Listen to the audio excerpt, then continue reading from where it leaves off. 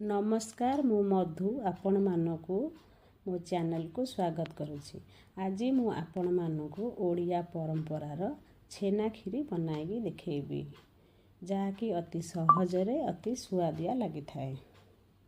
चलंतु आम एबे बनाइबा छेना खीरी। आगर मु एठी कुकर गरम करी रखिथिली सेथिरे 1 चामच गुआ घिया देई देछि। गुआ घिया गरम होला परे सेथिरे 2टी तेजपत्र गोटे बड़ गुजराती देदबा।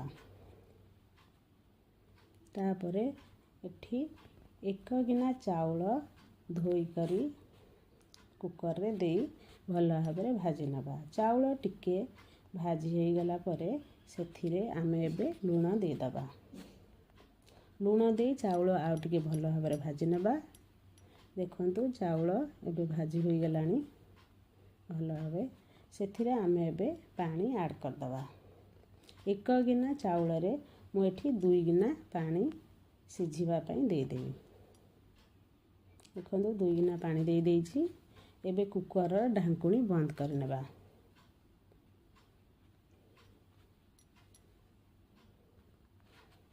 एबे कुकर रो देखंतु सिटी आसी जाइछि। एबे चलंतु कुकर खोली देखिबा। एठी गोटे चामच सहाय्य रे मु चावल को देखुछि। देखंतु चावल केते सुंदर भाबे सिझी जाइछि। एबे हम एथिरे क्षीर ऐड कर दबा। 1 गिना चावल रो मु एठी 1 लिटर क्षीर देछि। काहे गिना मु एठी मिल्क मेड अमूल किंबा खुआर व्यवहार करूनी। खाली क्षीर रे हम आज खीरी बनाइबा। क्षीर दे साला परे हम एबे चाउल और क्षीर को भल भाबरे चामच सहाय्य रे मिसाई दबा। एमती भल भाबरे मिसाई दबा। देखंतु चाउल क्षीर भल भाबरे मिसी गला परे ताको फुटिबा पई छाडी दियंतु। एबे हमर क्षीर फुटी जाइछि। एपटे हम गोटे पैन नै सेथिरे 2 चामच घी दे दबा। घी 2 चामच दे साला परे ताधिरे काजू पकाई भाजी नबा। आपण चाहिए किसमिस भी भाजी पारिबे। मु खाली खीरी रे काजू देबा पई काजू भाजुछि।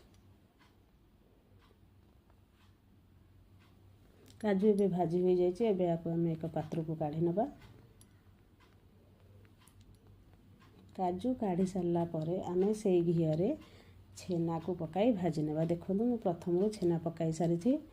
छेना पकाई एमती भल भाबरे ब्राउन हला पर्यंत टिके भाजी नबा। छेना एबे देखंतु भल भाबरे भाजी हो गला। एबे छेना देखंतु पूरा ब्राउन टाइप रो हो जाइछि। एमती छेना भाजी हो गला परे आमे पैन बंद कर नबा। एपटे खीरी फुटी फुटी टिके बहलिया हो गलानी। देखंतु एबे आमे एथिरे चीनी ऐड कर नबा। 1 गिना चाउल रे आमे एठी 1 गिना चीनी दे दबा। चाउल खीरी भल भाबरे चीनी सहित चामच सहाय्य रे मिसाई देबा। एमती देखंतु मिसी गला परे एबे से फुटीबा आरंभ हो जाइछि। एबे सेथिरे गुजराती गुंड दे देबा। खीरी रे भल बास्ना आसी थाए गुजराती गुंड। देखंतु एई बळी भाबे खीरी फुटी फुटी बहुत सुंदर देखा जाउछि। सेथिरे आमे एबे भाजी रखिथिबा छेना को दे देबा। छेना दे साला परे छेना और खीरी को भल भाबरे मिसाई फुटाई देबा। 10 मिनिट पर्यंत एमती फुटाइबा पई छाडी देबा। देखंतु बहुत सुंदर भाबे फुटुछि।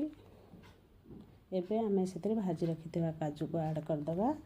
देखंतु खीरी होई आसिलानी केते सुंदर बनि जाइछि। हमर प्रस्तुत होई गेला छेना खीरी। यह देखा जेति सुंदर खाइबा को मध्य सेतिकी स्वादिया लागिଥାଏ। आपण माने याको निश्चित बनाइबे।